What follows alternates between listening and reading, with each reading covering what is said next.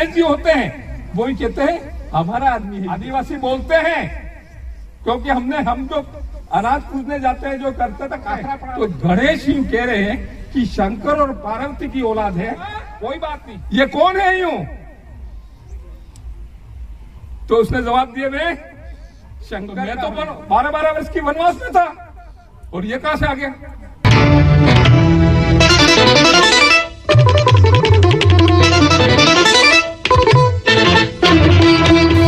विधायक रामप्रसाद डिंडोर ने किया घोटात से सूरजगांव सड़क का शिलान्यास। कार्यक्रम के दौरान शिव, पार्वती और गणेश जी की जीवनी पर की टिप्पणी।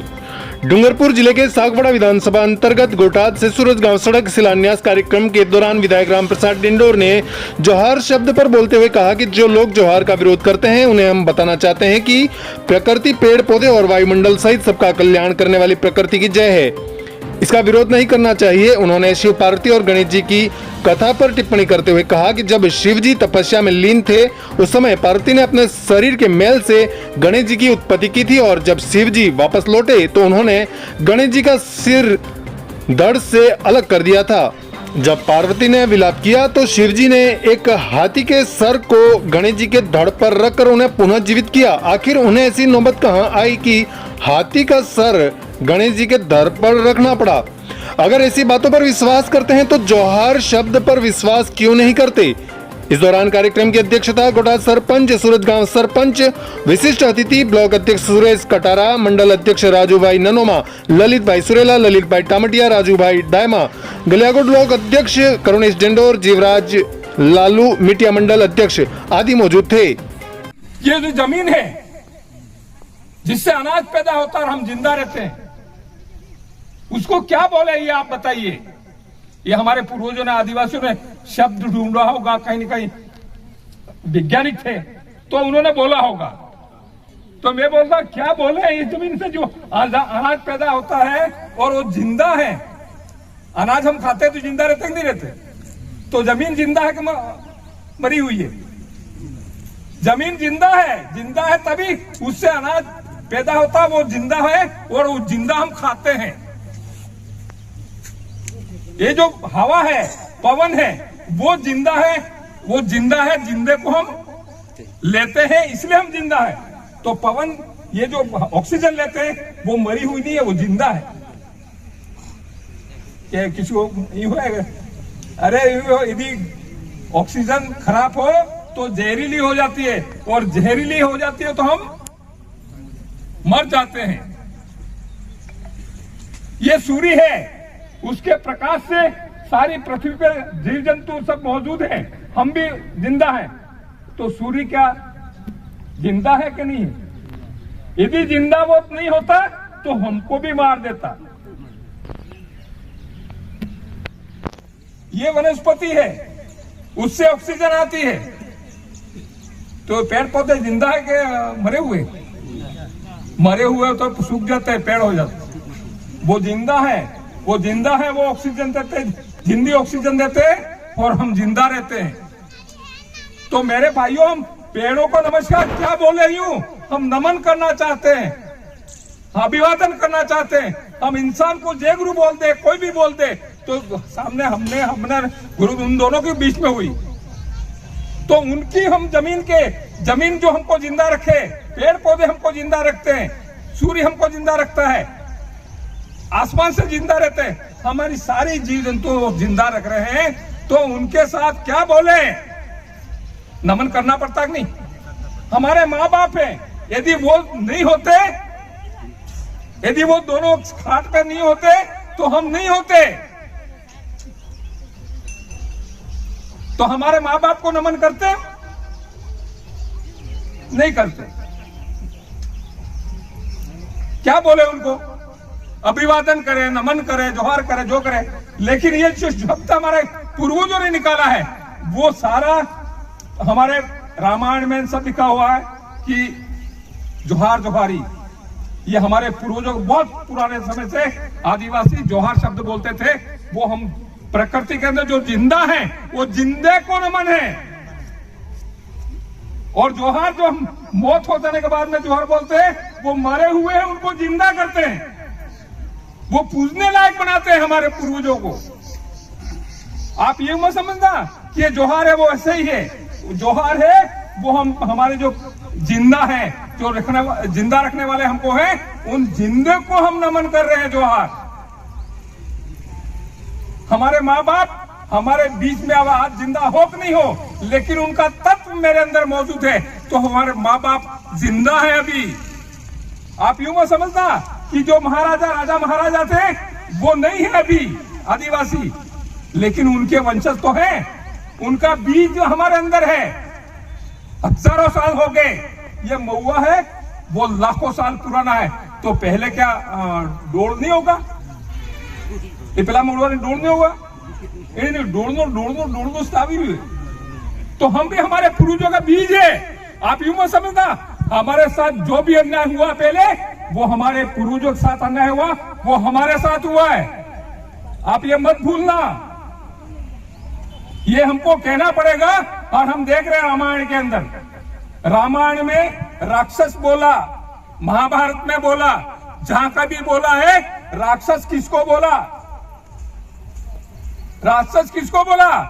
आदिवासियों को बोला। अभी जो सुप्रीम कोर्ट का फैसला है उसने बोला है कि राक्षस आदिवासी को बोला, दैत आदिवासी को बोला। और अभी ये वाले हैं वो क्या बोल रहे? वनवासी बोल रहे नहीं बोल रहे? ये सारा सीढ़ी है, वो सीढ़ी हमको आदिवासियों को बदनाम बनाने के लिए करे। लेकिन मैं कहना चाहता हूं आपको, क्या बताना चाहता हूं कि वास्तव में यदि देखो राक्षस क्या होते हैं, दैत क्या होते हैं, हमको मालूम नहीं, क्योंकि हमने तो निंदा ही नहीं रखा। हमारे समाज के अंदर यदि बाई द वे किसी बाई के ऐसा बच्चा पैदा हो जाए जो 2-4 हाथों वाला हो, तो क्या करेंगे? वो दैत करेंगे, उसको हवा तक नहीं लगने देंगे। वो माँ बाप को तो पहले खत्म करेगा, गांव का नंबर भी आएगा, लेकिन हवा लगने नहीं देंगे उसको। हो सकता है उनके आदमी को भी पता नहीं लगे और भाई अपराध काम कर देती है। सही है गलत है? ये बात सही है कि हमारे अंदर तो हमने तो पैदा ही नहीं होने दिया। ऐसा हुआ भी दांत वाला हो गया तो भी हम तो ऐसा कर देते हैं कि दांत वाला भी नहीं होना चाहिए। जब हमारे समाज में हमने दांत तक का हमारे ऐसा विकृत जो पैदा हुआ उसको जिंदा ही नहीं रहने दिया, तो ये 4-4 हाथों वाली कहां से आ गई? ये 4-4 हाथ वाले कितने पैरों वाले कहां से आ गए? कोई बात नहीं, करते रहो। लेकिन यदि वास्तव में आपको किसी को दुख नहीं लगे, लेकिन मैं थोड़ा सा कहना चाहता हूं कि यदि by the way Ganesh ji होते हैं, वो ही कहते हैं हमारा आदमी है, ये कहते हैं। आदिवासी बोलते हैं क्योंकि हम जो अनाज पूजने जाते हैं, जो करते थे, काकरा पड़ा रखते हैं। अपन काकरा पड़ा क्यों रखते? वो जिंदा इसलिए। तो काकरा पड़ा रख के गुणेश करके उसको तिलक करके नमन करके फिर आगे का काम करते हैं। तो गणेश ही कह रहे हैं कि शंकर और पार्वती की औलाद है। कोई बात नहीं, कोई बात नहीं है। लेकिन शंकर जी ने, पार्वती ने पैदा किया, किसका पैदा किया? अपने शरीर के मेल का, यानी मड़कनो पैदा करी ने रखवाली नहीं हो, तो पहला 12 वर्दी तपसा में जो तला। शंकर जी आए, कहा ये कौन है यूं? तो उसने जवाब दिया मैं शंकर का हूं यूं। क्योंकि पार्वती जी ने बोला होगा तो बोलना ही पड़ेगा। तो मैं तो 12 वर्ष की वनवास में था और ये कहां से आ गया? तो उनको आया गुस्सा और वो मस्तक को अलग कर दिया। अरे भाई, शंकर जी को वापस होश आया, पार्वती रोई होगी, रजड़ी होगी कि मेरे बेटों को क्यों खत्म किया यूं, तो वो मस्तक कितना दूर पड़ा होगा, वापस वही मस्तक लाके क्यों नहीं जमाया? ये सोचने वाली बात कह रहा हूं मैं कि उस मस्तक को जो उड़ा दिया उन्होंने, कितना दूर पड़ा होगा। तो उस जंगल में जाके उस हाथी को, बच्चे को क्यों मार के लाए? फिर उनको वो सूंड वाला क्यों पीट करना पड़ा यूं? भाई हम सब बात नहीं करी सका।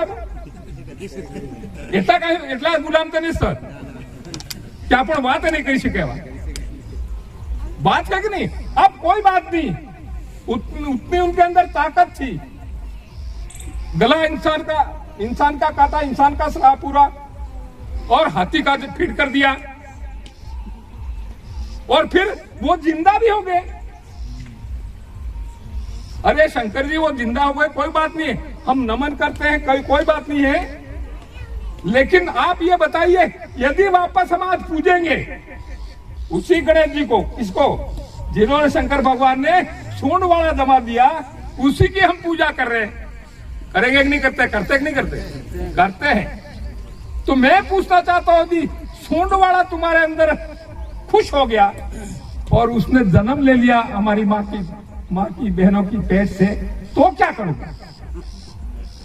तो क्या करोगे ये बताओ? उसको दैत्य कहोगे कि नहीं कहोगे? और दैत्य देकर उसको मारोगे कि नहीं मारोगे? यूं अरे भाई, शंकर हमारी औलाद, शंकर भगवान है हमारे, उनके वंशज हमारे यहाँ के पैदा हो गया, उसको क्यों मार रहे हो दैत्य? इसका मतलब हमने पूरी तरह से नहीं माना क्या कि ऐसे मस्तक उड़ा के मस्तक चला गया और फिर हाथी का फिट कर दिया, ऐसे जिंदा नहीं रह सकते। यदि हमारे अंदर पैदा होता, हम नहीं मारते, तो हमारे को अंदर गले उतर जाती कि वास्तव में आदि ये ऐसी घटनाक्रम हुआ होगा और ऐसे गणेश। लेकिन मैं बता रहा हूं आपको कि वो सूंड वाला जो पैदा हुआ, उनकी पत्नी कौन थी? सरस्वती। कौन थी? सरस्वती। वो सरस्वती कहां ला जाके मिला दी? मुझे बताओ आप कि उनकी औलाद कौन सी है बाद वाली? आपको, आपके साथ में मैं इस तरह की डिबेट नहीं करना चाहता, आपको ठेस लगी, लेकिन मैं ये कहना चाहता हूं कि हम जो मान रहे हैं मानो, लेकिन जो सच्चाई को तो मानो कि नहीं मानो। हम इसलिए कहना चाहते हैं कि आप ये जो बात कर रहा हूं वो इस वजह से कर रहा हूं कि हमको हमारा जो मान्यता थी, हमारी जो पूजा पद्धति थी, हम जो वास्तविक जो सही है उसको मानते थे। हमारे देवी देवता, हमारी जमीन, आसमान, चांद, सूरज, पानी, पवन, इनको हम मानते थे, इनको हमने मनवाया उन्होंने, तो इनको मानते थे, तो वो हमको उधर ले जाके मोड़ दिया। जाओ तुम देवी देवताओं को मंदिरों में पूजा करो, अर्चना करो, और तुम हमारे साथ हो जाओ। मिला दिया कि नहीं मिला दिया? तो मेरे भाइयों, कोई बात नहीं है, जो कुछ भी है मैं आपके लिए सोचने के लिए बोल रहा हूं। मुझे आप जो भी बोलोगे, जो भी कहोगे, मुझे स्वीकार है। लेकिन मैं एक बात कहना चाहता हूं, बात ये कहना चाहता हूं कि हमारे संविधान के अंदर ये दे रखा है कि जो राक्षस और दैत्य और दानव और जिस तरह से कहा, वो आदिवासियों ने कहा, और कहा किसने? इन गैर आदिवासियों। ये जो कहा हमको, उस कहा कोई बात नहीं, लेकिन इनके जो पोगे पंडित वगैरह जो भी हैं, वो माफी तो मांगे कि तमने गणाधरा में दई दानव राक्षस जी की वो तो कही दो, पर हवे तो हमें नहीं कहें। मैं इसलिए बोल रहा हूं ये बात कि जो जोहार का विरोध कर रहे हैं, इसलिए कह रहा हूं। जोहार हम जो जोहार की पूजा करते हैं, पद्धति करते हैं, हमारी जो मान्यता है, उसको हमको मानना है कि नहीं मानना? हम जो सही बात है, साक्षात है, उसको मानना है कि नहीं मानना है? हमारे जो पूर्वज हैं, हमारे जो बाप दादे हैं, पूर्वज, उनको मानना है कि नहीं मानना है? हम मान रहे हैं उनको, इसलिए हम कहना चाहते हैं कि हम उनको जोहार करते हैं। इसलिए तुम जो बोलते हैं उसका हम विरोध नहीं करते, हम जो बोलते हैं उनका तुम विरोध मत करो।